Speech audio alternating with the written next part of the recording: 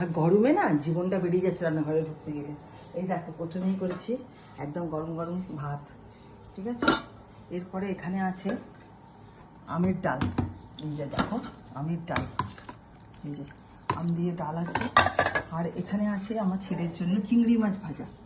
চিংড়ি মাছ আমি পেঁয়াজ আর লঙ্কা দিয়ে ভাজি, এটা আমার ছেলে মেয়ে দুজনেই খুব ভালোবাসে, তো মেয়ে তো নেই ওর জন্য। আর এখানে করেছি মুসুর ডালের বড়া, ঠিক আছে। আর ছেলের জন্য একটুখানি চিকেন আছে, 2 পিস চিকেন আছে, লেগ পিস, ও খেয়ে নেবে।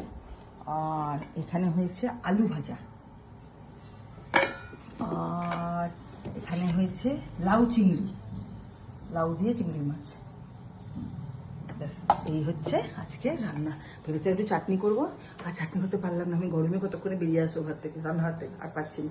কাল থেকে ভোরবেলা উঠে রান্না করবো, রান্না করা যায় না, অসম্ভব, নাহলে রাত্রে রান্না করে রাখবো, বুঝলে। এই হচ্ছে, সবাই তোমরা কেমন গরমে আছো জানাবে, জমিন তো হাঁস ফাঁস করছে। ঠিক আছে, রাখলাম, টাটা।